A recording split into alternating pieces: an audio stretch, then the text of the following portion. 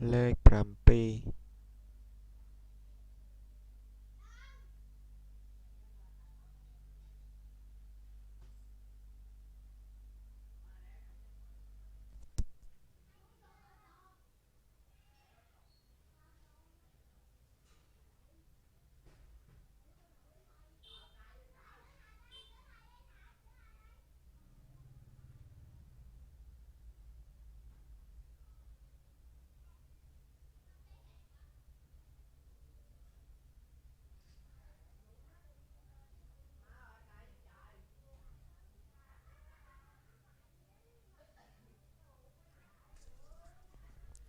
เลข8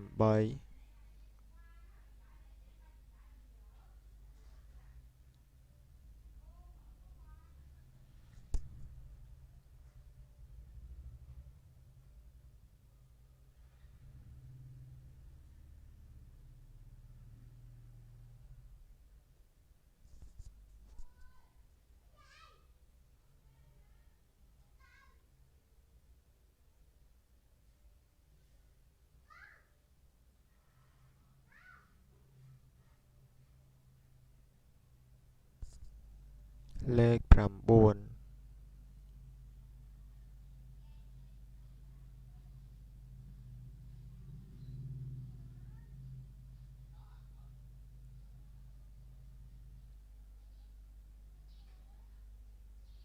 เลข10và tôi sẽ đọc lại. Liệt môi dịch là số 1, liệt pi dịch là số 2, liệt bay dịch là số 3, liệt buôn dịch là số 4, liệt pram dịch là số 5, liệt pramoi dịch là số 6, liệt prampi dịch là số 7, liệt prambay dịch là số 8, liệt prambuôn dịch là số 9 và liệt đọc